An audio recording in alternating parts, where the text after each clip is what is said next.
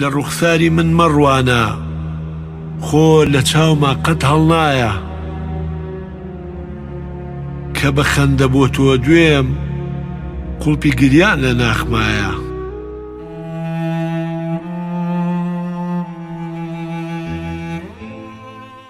ئەحمەد محەممەد لە ساڵی 1967 لە گەڕەکی کانێسکانی شاری سلێمانی لەدایک بووە. هەر لەگەڵ دەرکەوتنی بەهرەی شعر نووسیندا بەهۆی خامە ڕەنجینەکەیەوە بووە یەکێک لە شاعیرە دیارەکان، بە تایبەتی کە بە ڕادەیەکی زۆر خۆی بۆ شعری لیریک یەکلایی کردەوە. ئەی تەمەنی پڕ ئەسرینم ئەڕۆی ئاور نادەیتەوە لەگەڵ هەموو هەنگاوێکتا لە عومری من ئەسڕیتەوە.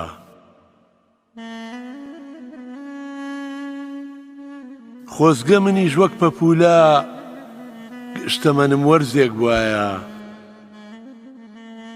دوور لە خەم و تاڵی ژیان تەنیا گوڵم بناسیایە.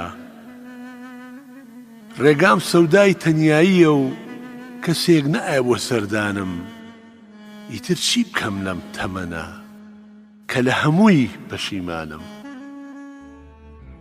ئەحمەد محەممەد خاوەنی دەیان نامیلکە و ئەلبوم و دیوانە شعریە و لەسەر ئاستی کوردستان و وڵاتانی ئەوروپاش بەهۆی کارەکانیەوە چەندین ڕێزلێنانی پێبەخشراوە.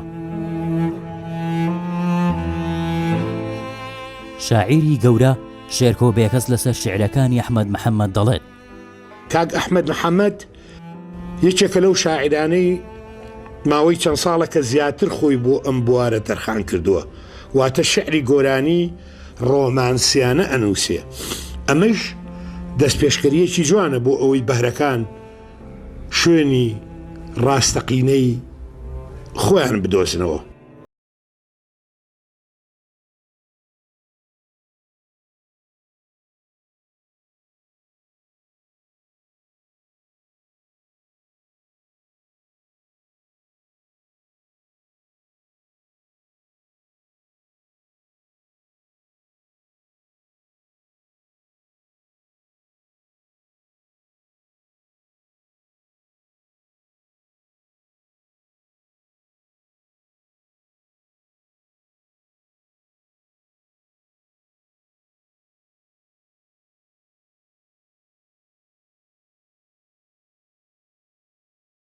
عرێ بەناو ئەحمەد محەممەد ئەناسین کە بێنەهێت ڕەنجی کێشا زەحمەتی کێشاگە شاید بیشتر لە 250 شعری وتوێ بۆ ئاهەنگەل ئێمە هەروە کە ئەزانن ئەوانە کە ئەهل شێعرن ئەزانن کە هەر شاعری ناتوانێت بۆ ئاهەنگ شێعر بێژێ.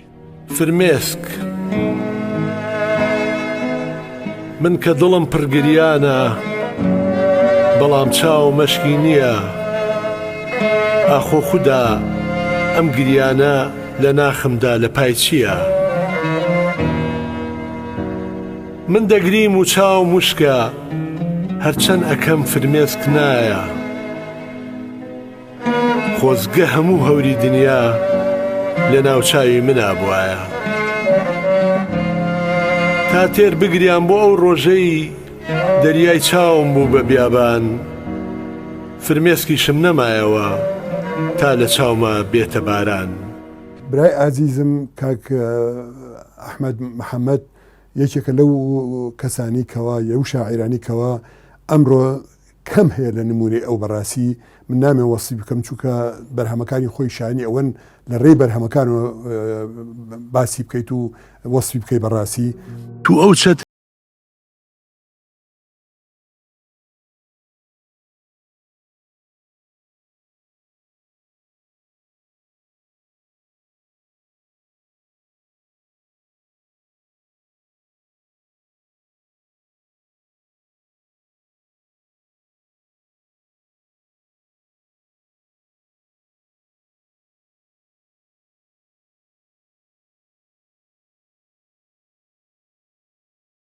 ناسک ئەحمەد محەممەد زیاتر لە 300 شعری لەلایەن هونەرمەندانەوە کراوە بە گۆرانی کە ئەمەی ئێستا پێشکەشتان دەکەین چەند نمونەیەکن لەو گۆرانیانە. لە ڕوخساری من مەڕوانە خۆر لە چاوما قەتەڵمایە کە با خەندا بۆ تۆ ئەدوێم قوڵپی گریان لە ناخمایە.